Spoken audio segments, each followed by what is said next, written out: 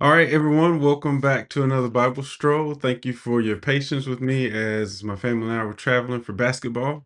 So we're back after a 2-week hiatus, and I'm ready to stroll. Hope you are. But before we get to that, let's start with a word of prayer. Lord, we thank you for this day. Thank you for allowing us to see another day that you've made, and thank you for blessing and keeping us. God, we ask that you would continue to illuminate your word, help us to understand it and to apply it, and to be able to share it, share what we've learned. And Lord, we just ask that you would continue to take care of us, continue to lead, guide, and protect us. In Jesus' name we pray. Amen. Right. So we left off last time in First Kings chapter 10, verse 7. We're going to pick back up in verse 8. And if you remember from a long time ago, 2 weeks ago, this is in the middle of Queen Sheba visiting King Solomon and all the things that she said and did. Okay, so verse 8 it says, Happy are your men, this is Queen Sheba talking. Happy are your servants who continually stand before you and hear your wisdom. Blessed be the Lord your God, who has delighted in you and set you on the throne of Israel. Because the Lord loved Israel forever, he has made you king, that you may execute justice and righteousness. And then if you notice in 1 Kings 5 and 7, Hiram similarly praises King Solomon. And so you're going to notice some parallels here with King Hiram and the Queen of Sheba, right? It says, verse 10, then she gave the king 120 talents of gold. Now, a talent is about 75 pounds. So 120 talents is, I did the calculations earlier, 9,375 pounds, which is almost 5 tons of gold that she gave the king. It says, and a very great quantity of spices and precious stones. Never again came such an abundance of spices as these that the Queen of Sheba gave to King Solomon. So we see here that the Queen of Sheba also had means, her kingdom, and so she's giving these large gifts to King Solomon. And if you remember, when God asked King Solomon, hey, or when he was becoming king, I guess you could say, and he said, hey, ask me what you want. And so Solomon asked for wisdom, and God said, hey, because you didn't ask for these things, I'm going to still give you those things, plus the wisdom. So here we see that the wealth part of that is coming to fruition. All right. It says, verse 11, moreover, the fleet, we're in 1 Kings chapter 10, verse 11, for those just joining. Moreover, the fleet of Hiram, which brought gold from Ophir, brought from uh, Ophir a very great amount of almug wood and precious stones. Now, this almug wood is only mentioned in one place, and it's here. All right. So we don't know what kind of wood that is. We don't know what kind of wood it was. Um, there are other historical references to it outside of the scriptures, but nobody knows what almug wood is. Okay, it's gone. It is gone extinct.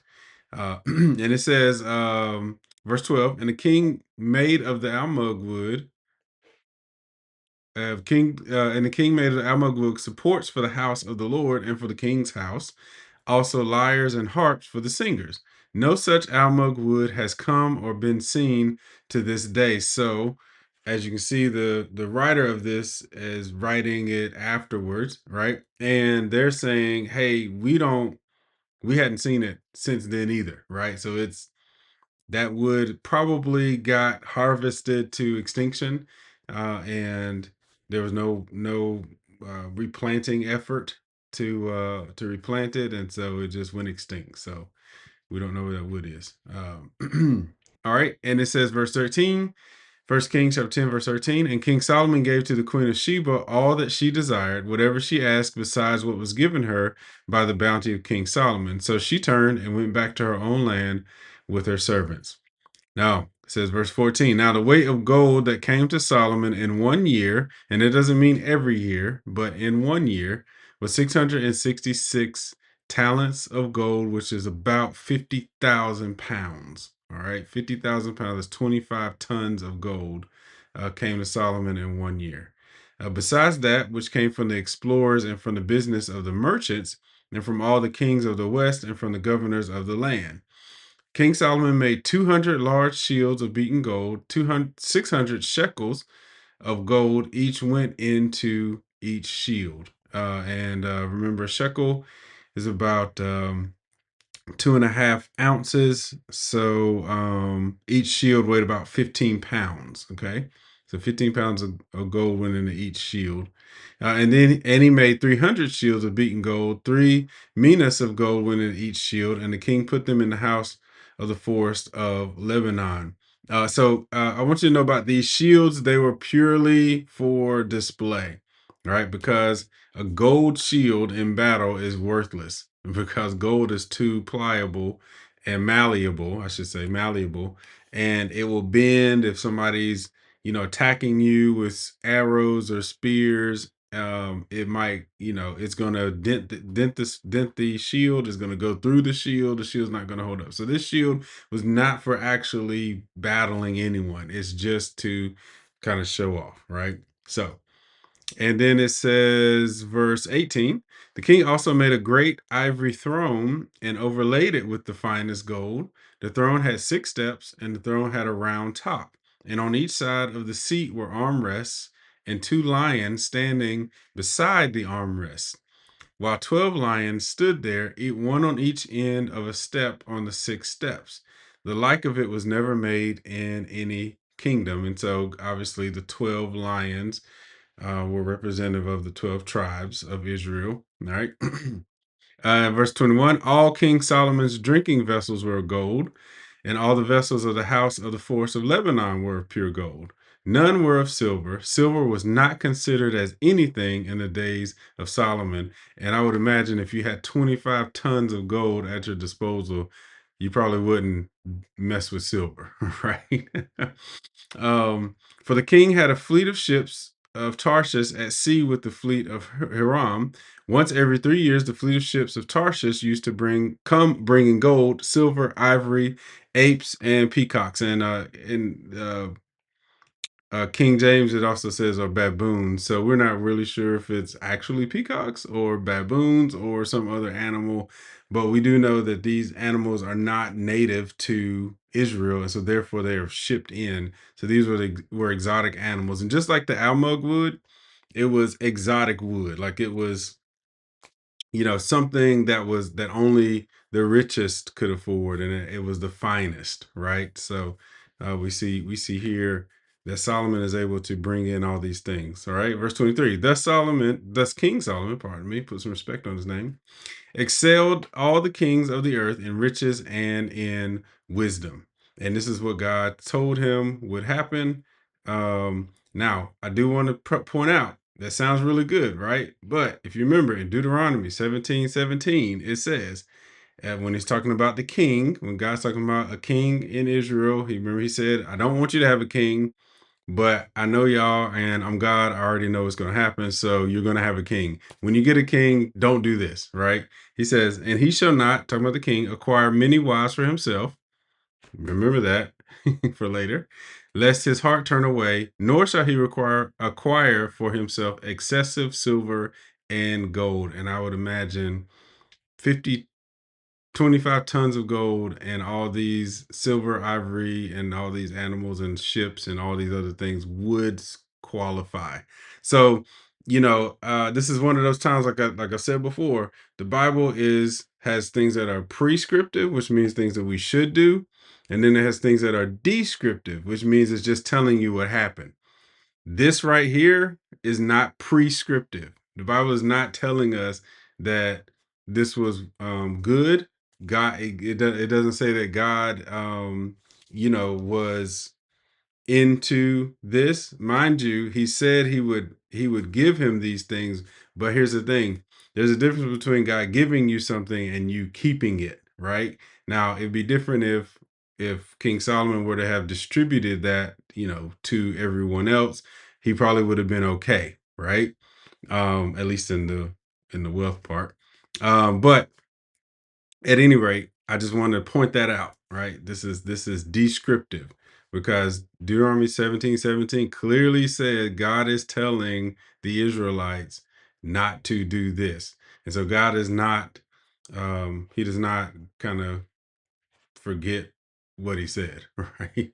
So if he is said it, then that's what he said, unless there's something that changes, right? Unless he changes it. And he did not. Okay. So do do. Where did I leave off? Verse 23. And thus King Solomon excelled all the kings of the earth in riches and in wisdom, and the whole earth sought the presence of Solomon to hear his wisdom, which God had put into his mind. Every one of them brought him his present, articles of gold, of silver and gold, garments, myrrh, spices, horses, and mules, so much year by year. And Solomon gathered together chariots and horsemen. Remember, that was another prohibition, is not to gather um, horses or chariots. He's not to do that.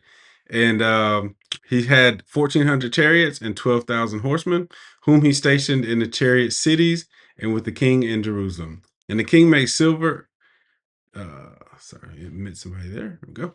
And the king made silver as common in Jerusalem as stone, and he made cedar as plentiful as the sycamore of the Shephelah. So remember, cedar, even today, cedar is a sought after wood because, it's got a nice fragrance. People make cedar boxes and they have whole cedar closets. This was even higher standard cedar, right? This is Lebanonian cedar, which is known to this day, the cedars of Lebanon. So he's got only the finest stuff, and so it says in Jerusalem, silver was as common as stone, right? And Solomon's import of horses was from Egypt and Q, and the king's traders received them from Q at a price. A chariot could be imported from Egypt for 600 shekels of silver, and a horse for 150. And so through the king's traders, they were exported to all the kings of the Hittites and the kings of Syria. So we see that not only is Solomon bringing in things and he has things of his own, but he's also trading these things, and he's able to make even more because he's bringing them in basically kind of wholesale and then reselling them, right? So that's kind of what's going on there. All right. Now, you heard all that, right? All the things about Solomon, all the magnificent riches and everything, and you would think that was cool, that everything was cool, that God was cool with that. But here we get to chapter 11. Now, King Solomon loved many foreign women along with the daughter of Pharaoh, Moabite, Ammonite, Edomite, Sidonian, and Hittite women. Now, mind you, these women are all women who are outside of the Israelite group, and they are generally worshiping other gods, right? So, and so we're going to see that later on. Let me keep reading. From the nations concerning which the Lord has said to the people of Israel, you shall not enter into marriage with them, neither shall they with you, for surely they will turn away your heart after their gods. All right. So look at this last sentence. Solomon clung to these in love. And, you know, it reminds me of Samson, when Samson, loved Delilah, even though Delilah was not following his God. And she obviously was not for him, because every time he told her something, it came back to him and they tried to kill him. But at any rate, we can see here that this theme of somebody you love turning your heart away from God, and God admonishing Solomon, hey, not to do that, because remember he told him that, and then he also told all the people that too, right?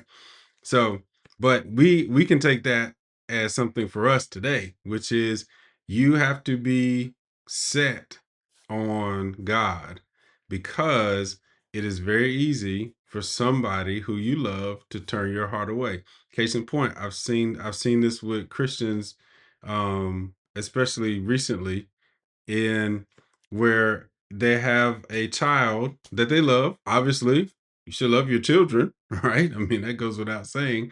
But they have a child that they love who is in an alternative lifestyle. Maybe they're, in whatever, whether it's um, um, polyamorism, or whether it's homosexuality, or whether it's whatever it is, right? And so you have something that you know is not right, but the person you love, your child, is in this thing, and so therefore now you're torn. Now it's a battle, right? Because the child may say to you, well, if you love me, then you'll accept me for what I'm doing, or who I am, which is a trick of the enemy, because what you do is not necessarily who you are. But I digress. We can talk about that another time. But they will conflate what they do with who they are and say, hey, you don't love me for who I am. And so now the parent has to decide, do I go along with this knowing that I don't think this is good. I don't believe this is right, for the sake of the love of my child, or do I take a stand and say, no, listen, I love you and I'm always going to love you, but this is not right. I cannot go along with this. I don't agree with this. And so I'm seeing Christians who profess to be Christians and will say, well, you know, I mean, it's their life, right? Okay, I get that. And then later, well, it's their life, and I don't, they're not hurting anybody. I don't see anything wrong with what they're doing. I mean, I talk to them all the time, and they're good people, and some of them even go to church. So do you see that kind of, the heart turning is like, I was here, but because the person I love is doing this thing, now my heart's turning, and turning away from God. And so when you turn away from God, you got to go somewhere else, right? Um, there's no other real God, right? So this is what God is showing us in a very real sense, is that can be a woman, that can be a man, that could be a child, that could be a husband, that could be a wife, that could be whoever, right? If it's somebody you love, you have to be set in, are you going to serve the Lord? Are you going to follow his commandments? Are you going to love him more than you love anybody else? And if you don't, then you're going to have a problem. Eventually, somebody's going to come along and test that love, right? Which made me think of the song, Lord, I love you more than anything. A lot of us sing that, but when the rubber meets the road, is that really the truth? That's just something to think about. Okay. So it says, verse 3, uh 1 Kings chapter 11 verse 3 says, he has 700 wives who are princesses. So mind you, he married these women for political power or favor or things like that, right? It says, in 300 concubines were kind of lower status wives, and his wives turned away his heart. For when Solomon was old, his wives turned away his heart after other gods, and his heart was not wholly true to the Lord his God, as was the heart of David his father. For Solomon went after Ashtaroth, the goddess of the Sidonians. So remember Ashtaroth. Remember we talked about Ashtaroth along many times as the children of Israel came into the promised land, but they had the Ashtaroth poles. There was this worship of Ashtaroth. She was like a fertility god. And then Baal, Baal, Baal was the male counterpart to Ashtaroth, and Baal was that was the god, and she was the goddess. Okay. And it says, and after Milcom, the abomination of the Ammonites, Milcom was another god who the Ammonites worship. And so if you notice, all these different people had their own kind of different gods. I believe, and most scholars believe, that Milcom is also kind of another spelling for Molech. And Molech, if you know anything about Molech, Molech was a god who required the sacrifice of children. And so therefore, there would be child sacrifices to Molech to appease him. All right. All of these gods, these false gods, right, are interesting because they're obviously demons, right? We understand that as a Christian. Hopefully you do too. Hopefully maybe you hadn't thought about it. All of the gods were demons. And so therefore they required worship. Well, guess what? They don't want you to worship the true God. They want you to worship them. And therefore, you know that they are demonic. Okay. That's where we get the word demonic from. They're of demons. In fact, in the scriptures, it also talks about in the New Testament, the doctrine of demons, right, has led people astray. So there's all kinds of traps and tricks laid out for us. We have to make sure that we understand the Bible, understand what it's saying, what it's not saying, and then really set our hearts on God. All right, I think I've said that before. All right, so and verse 7, then Solomon built a high place for Chemosh, the abomination of Moab, right?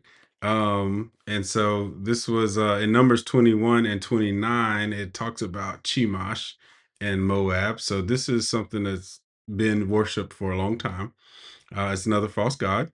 And for Molech or Mokum, right? The abomination of the Ammonites on the mountain east of Jerusalem. So Solomon not only built the temple for the Lord, but then because his wives wanted him to build something for their gods, because mind you, they never left their gods. They were like, "Hey, we can be married, we can be cool, but I'm not leaving my. I mean, I've served Molech since I was a little girl, right? And this is why his heart was turned because they weren't willing to leave their gods. He was willing to leave his. Okay, um, and so it says, verse 8, and so he did for all his foreign wives who made offerings and sacrifice to their gods. And the Lord was angry with Solomon because his heart had turned away from the Lord, the God of Israel, who had appeared to him twice and had commanded him concerning this thing. This is the part. This is the part that he should not go after other gods. So this is the crazy part to me. And I get it because we all have been there in a situation or situations, depending on how long you've been in the Lord, where you know you shouldn't be doing something, but you still feel this pull to do it, and then there's a punishment, right? There's something there's a punishment, and sometimes we think that God's sitting up there with lightning bolts, and He's like, I'm throwing, He will punish you, but sometimes it's just the law of the laws that God has put into place, the law of sowing and reaping, right? You reap what you sow, right? So if you sow this thing, then you're going to reap it, and you always reap more, and you also reap later, right? So there's these laws. So sometimes we're punished, and it's not because God's just, there's a vengeance or something. It's just that's part of what He's already set up, and that's why following God is so advantageous because He's the one who set up everything. So He's the one who knows how everything works and how it should work and how it works the best, right? So anyway, I say that to say God showed himself to Solomon twice, right? Spoke directly to him, gave him admonitions, told him what to do, told him what not to do. And then guess what? It all happened exactly the way God said it would happen, right? He had great wisdom. He was able to amass wealth because of his wisdom.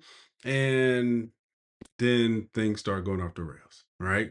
And that's something that we can also take for our own selves, which is God can bless you, but that blessing can be a curse if you don't continue to listen to God, right? There's a continuation in that. And so we see here Solomon not only had his heart turned away, but he also basically disobeyed God. So you could almost say, well, I know I've heard people say, well, why did God let Solomon get all this stuff if he knew he was going to turn his heart away? But he already gave him a warning.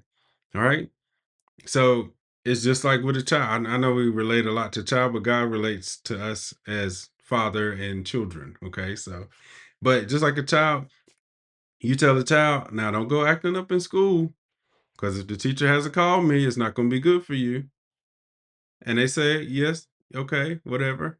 And then they go up and act up in school, right? Now, you might give them another warning, maybe not. But let's say you give them another warning. You say, hey, second time, don't go up there in that schoolhouse acting up. Now, if the teacher hasn't called me one more time, it's gonna be it. It's gonna be on site with me and you, right? And they say yes, they agree, and then they go to school and act up. Are you wrong for now punishing them because you already gave them multiple warnings? No, right? You're justified because you warned them and they still decided to do their own thing. What hangs up people, and this all ties in, so please stay with me. What hangs up people is the fact that God knows that you're going to do that, but He still gives you the warning.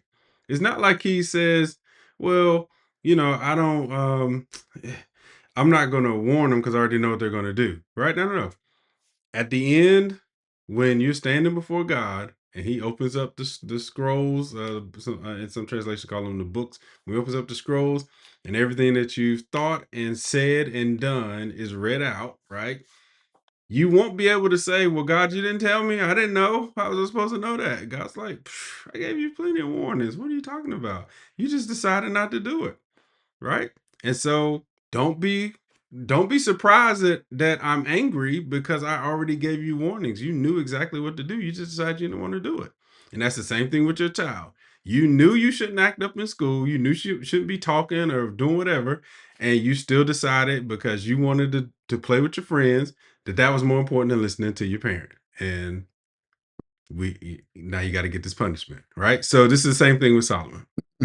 um so verse 9, I'm gonna start back up at verse 9 because I know we kind of went off, but I really wanted to bring that home and bring it to today. All right. So, and the Lord was angry with Solomon because his heart had turned away from the Lord, the God of Israel, who had appeared to him twice and had commanded him concerning this thing, that he should not go after other gods. But he did not keep what the Lord commanded. Therefore, the Lord said to Solomon, "Since this has been your practice, and you have not kept my covenant and my statutes that I have commanded you, I will surely tear the kingdom from you and will give it to your servant." Okay? So, this is the punishment. Okay? "Yet for the sake of David your father, I will not do it in your days, but I will tear it out of the hand of your son." This servant, we're going to see later, is going to be Jeroboam, right? And then we're not going to. I won't tell you. I won't give you too much of the story. We'll go through it. All right, and it says, verse 13. No, sorry. Verse 14. "And the Lord raised up an adversary against Solomon, Hadad the Edomite. He was of the royal house in Edom." And so we see here that God will raise up adversaries to exact his judgment. Because, and so you would say, okay, well, why is God doing this? Well, because there's a punishment that has to happen, right? And so this is the punishment. He's raising up Hadad as an adversary of Solomon. If you remember, there had been no fighting throughout the entire time of Solomon. It was a time of peace, a time of prosperity. Everything was good because Solomon was doing what God wanted him to do. But once Solomon got off track, then now the whole thing went off track, and now we see the entrance of Hadad, his adversary, and we're going to see a bunch of fighting and issues that all flow from that. So, in our last minute together, right? We're at our time. I just want to encourage you to um, continue to learn more about God, right? Please don't use this Bible study as your church service, right? Find yourself a local church home. I am a supplement. I am not. I am not the full package. But definitely learn more about your word. Read your word. Read it on your own. Try to understand what God is telling you. Right. If you need help, I'm here. You can always drop a comment or a question in the chat or in the post, right? Any of that, I'm here for it all. I definitely want to help you as much as I can because I understand that we as followers of God have to continue in that path, and it's very easy to get off that path. So I just want to offer myself as a resource, but please find yourself a good church home where you can grow, where you can get with like-minded people who love the Lord and who will help you in your walk. And I promise you, it will help keep you safe from turning away or turning after other gods or turning away from the one and true living God. All right. So, with that being said, I want to thank you for another great Bible stroll. Hopefully, you learned something. Hopefully, you'll be back. If you're watching this on YouTube, please like and subscribe. And again, if you have any comments or any questions, please drop them in the chat or in the post. And I will see you next time. Love y'all and take care.